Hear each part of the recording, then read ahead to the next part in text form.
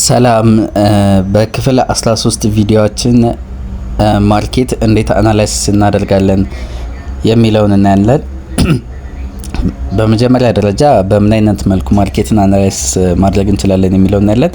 የመጀመሪያው ቡሊሽ ማርኬት ወይም ደግሞ የቡሊሽ የማርኬት እንቅስቃሴ ሲባል ሰምታችሁ ታውቃላችሁ። ቡሊሽ ማለት ዋጋው ከፍ እያለ የሚሄድ የማርኬት እንቅስቃሴ ከሆነ ነው ቡሊሽ የሚባለው። ያው ቡሊሽ የተባለው ከጎሽ የመጣ ነው። ቡል ከሚለው አታክ ሲያደርግ ወይም ጥቃት ሲፈጽም እሱን አይታችሁ ከሆነ በጭንቅላቱ በዚህ በቀንዱ ፓርት ወደ ላይ ነው እና ለዛ ነው ቡሊሽ የተባለው። ወደ ታች ሲሆን ደግሞ ቢሊሽ ይባላል።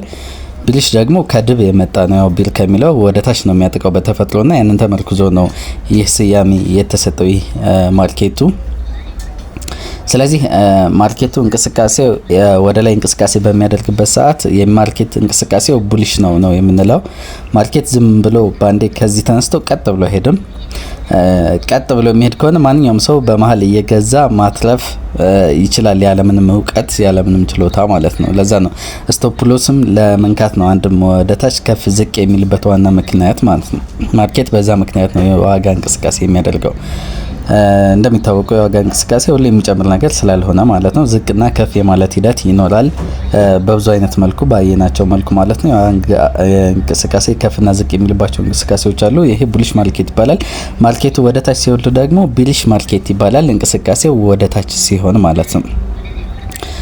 ወደ ላይም ወደ ታችም ሳይሆንና ልክ በዚህ አይነት ሳይድዌይስ ማርኬት ሲሄድ ሳይድዌይስ ማርኬት ይባላል። ይሄ ወደ ላይም ወደ ታችም ሳይሆን በስማርት ሜኒ ኮንሰፕት ይሄ አኩሙሌሽን የሚባለው ፌዝ ነው። በተለምዶ ግን ቶፕ ማርኬት እና ሳይድዌይስ ማርኬት በመባል ይታወቃል።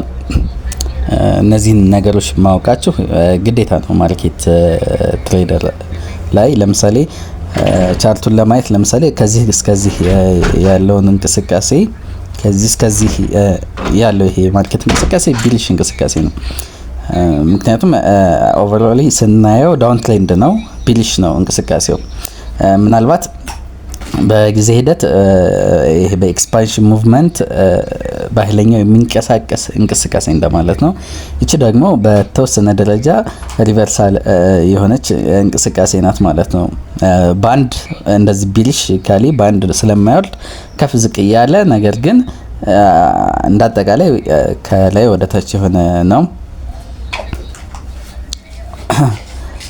እና ይችኛዋ ደግሞ እንደዚህ ያለችው እንደ ኮንሶሊዴሽን ነው የሚታየው። ይችኛዋ ከዚህ እስከዚህ ያለችው ማለት ነው። ከዚህ እስከዚህ ያለውን የማርኬት እንቅስቃሴ ከተባለ ግን ይሄኛው የቡሊሽ ማርኬት እንቅስቃሴ ብለን እንጠራዋለን ማለት ነው። ስለዚህ ሶስቱን እዚህ ጋር ማየት እንችላለን።